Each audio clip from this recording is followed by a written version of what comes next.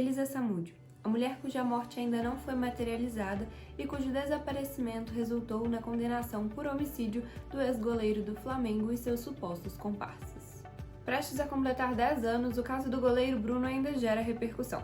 E no Me Conta de hoje nós vamos entender como e por que a condenação aconteceu, mesmo sem o corpo da vítima ter sido encontrado.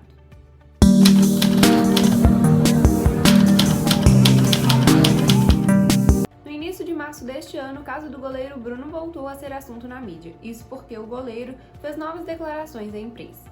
E é inegável que qualquer pessoa que tenha acompanhado o caso desde o início queira saber o que realmente aconteceu com Elisa. Não é à toa que foram criadas várias teorias em cima disso, inclusive a de que Elisa estaria viva. No dia 4 de junho de 2010, Elisa teria ido ao sítio de Bruno, localizado na cidade de Esmeraldas, aqui em Minas Gerais. Elisa era modelo e tinha um filho em comum com o jogador. O bebê, que também teria sido sequestrado, foi encontrado 22 dias depois com uma mulher na cidade de Ribeirão das Neves, também em Minas Gerais. Em uma busca por pistas no sítio de Bruno, a polícia teria encontrado fraldas, roupas femininas e até mesmo uma passagem aérea com nome ilegível.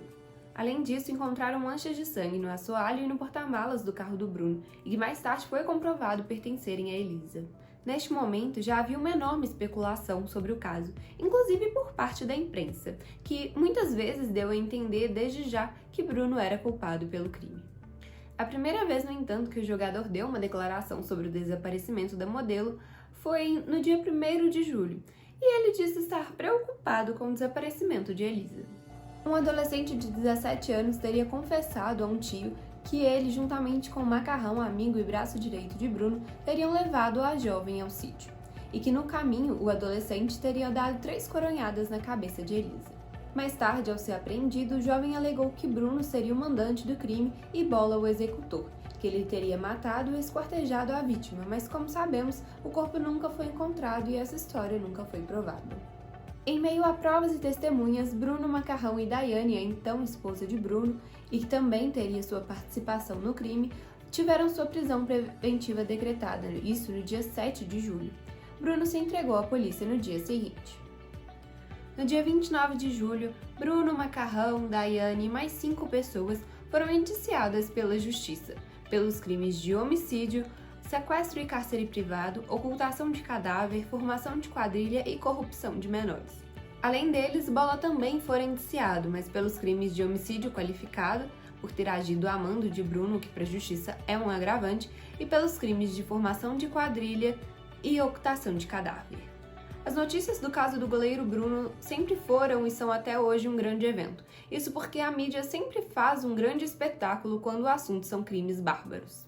Não à toa que o julgamento, mesmo anos depois, se tornou quase que como uma grande final de campeonato de futebol entre 2 grandes rivais. O julgamento foi concluído na madrugada do dia 8 de março de 2013, no Fórum de Contagem. Bruno foi condenado a 22 anos e 3 meses de prisão.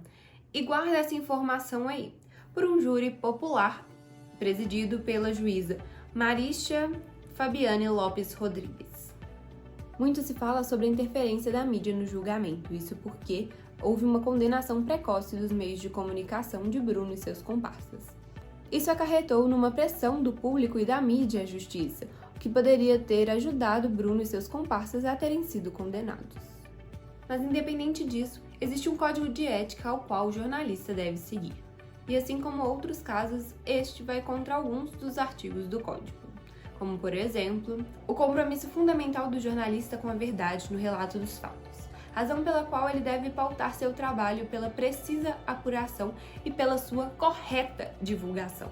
É dever do jornalista opor-se ao arbítrio, ao autoritarismo e à opressão, bem como defender os princípios expressos na Declaração Universal dos Direitos Humanos. Além disso, o jornalista não está livre de cumprir as leis. Isso significa que não se pode culpabilizar alguém sem que seja determinado o trânsito em julgado. Isso significa até que não caiba mais recursos, mesmo se a pessoa já estiver presa. E você lembra que eu te falei agora há pouco para segurar uma informação, a de que o júri teria sido popular? Pois é, esse júri foi constituído de 7 pessoas sorteadas da cidade de Contagem e que não tinham nenhum parentesco com a vítima ou o culpado, o acusado no caso. e essas pessoas todas tinham mais de 18 anos. Porém, uma informação importante que vale a pena ressaltar é que o julgamento ocorreu 3 anos após o fato, ou seja, essas pessoas elas também foram submetidas a um julgamento da mídia, e isso pode ter interferido sim no julgamento delas. Para quem acompanhou o caso, é notório que a mídia teve sim sua participação no julgamento, até porque, como eu já disse algumas vezes, o corpo de Elisa Samúdio nunca foi encontrado. E, teoricamente, para a justiça não existe homicídio sem a presença do corpo, que seria a prova real de que aquele crime realmente teria acontecido. Então, como é que toda essa gente foi considerada culpada, sendo que não há prova de fato, porque o corpo nunca foi encontrado? Como a justiça agiu nesse caso? E por que esse crime teria acontecido? Primeiramente, Bruno vem de um histórico familiar conturbado. Ele teria sido criado longe de sua família biológica, que teria se mudado para o Piauí quando ele nasceu. O goleiro Bruno foi criado em Ribeirão das Neves, uma cidade em que a diferença social é notória e é famosa por seus presídios. Além disso, seus pais biológicos e pelo menos um irmão estiveram envolvidos em crimes. Eu vou deixar aqui embaixo na descrição o link de onde eu tirei essa parte. Esse artigo, inclusive, cita a teoria do Broken Home, que significa família quebrada, e traz a ideia de que esse histórico familiar conturbado seria responsável pelas ações futuras da pessoa. Além disso, o maior motivo divulgado pela mídia é o de que Bruno teria mandado matar Elisa por conta da pensão do bebê. Mas esse motivo é um tanto quanto controverso, porque, afinal de contas, Bruno matou só Elisa. E como o bebê continuou vivo, ele teria que pagar a pensão independente de qualquer coisa. É provável que essa história nunca chegue a uma conclusão e que a verdade, assim como o corpo de Elisa, não apareça. Mas e aí, como é que a justiça realmente determinou que eles eram culpados? Devido a outros crimes que o corpo nunca foi encontrado e a fim de diminuir a impunidade, mesmo que em regra, um homicídio só exista se houver de fato a presença do corpo, ou seja, a materialização do crime, porque aí é possível você analisar o corpo ali, comprovar que de fato aquela pessoa está morta e qual foi a causa da morte dela. Mesmo que em regra essa seja a verdade, o Código do Processo Penal permite uma exceção para os casos em que o corpo desaparece. O artigo 167 do Código do Processo Penal admite que provas indiretas sejam usadas para confirmar a culpa. Isso significa que testemunhos podem ser usados para afirmar que o crime realmente aconteceu. E existe um terceiro meio para provar. Na verdade, ele não é aceito por lei, mas ele serve para comprovar os testemunhos, que são, no caso, as fraldas que foram encontradas, as roupas de uma mulher que foram deixadas no sítio, assim como o próprio sangue encontrado no carro do goleiro.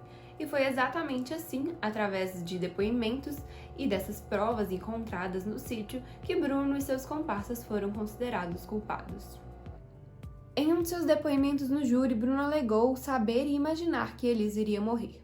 E no terceiro dia de julgamento, ele disse não ter mandado matar Elisa, mas que aceitou que ela iria morrer e que, portanto, se sentia culpado. Um fato importante de ressaltar é que antes mesmo do julgamento de Bruno, a juíza responsável pelo caso determinou a emissão da certidão de óbito de Elisa. Segundo o documento, a vítima teria sido morta por esganadura, uma forma de estrangulamento. O mandado foi emitido e publicado no Diário Oficial, e segundo determinação não caberia recurso. Contudo, essa decisão foi contestada em 2016 e poderia resultar na anulação do julgamento de Bruno. Isso porque a juíza de Contagem não teria direito de decidir sobre o óbito, já que o crime aconteceu na verdade na cidade de Vespasiano. E o documento ainda foi usado como prova para culpabilizar Bruno. Em um jogo de ele disse, eu disse, o crime foi comprovado, até mesmo porque, apesar de ninguém assumir a culpa de ter realmente matado Elisa, todos concordaram que Elisa de fato estaria morta. E juntando as provas que foram encontradas no sítio, eles concluíram que, de fato, aquelas pessoas teriam matado Elisa. Bruno hoje cumpre pena em regime domiciliar e no dia 2 de março deste ano teve uma nova entrevista publicada pelo jornal O Tempo. Eu vou deixar o link dessa entrevista aqui embaixo na descrição para você poder acompanhar na íntegra. Nessa entrevista, ele alegou que Bola não tinha nenhuma participação com o crime e que, inclusive, não existia nenhuma prova que o ligasse de fato ao que aconteceu. A única coisa que o ligava ao crime era o depoimento do próprio Macarrão, que alegou que Bruno era o mandante do crime e que Bola era o executor. Nesta mesma entrevista, Bruno disse que Macarrão era a chave para resolver o caso. Segundo o site do jornal O Tempo, Bruno disse: "Acho que ele deve isso para a sociedade. Se ele foi a última pessoa a estar com Elisa, por que ele não fala onde ela está então? Fala o que aconteceu realmente com ela, não o que ele falou lá no júri, porque o júri é mentira." Não sabemos se haverá cenas dos próximos capítulos. No entanto, o que a gente espera é que a verdade realmente apareça e que todos os culpados, de fato, por esse crime, sejam condenados e culpabilizados pelo que fizeram.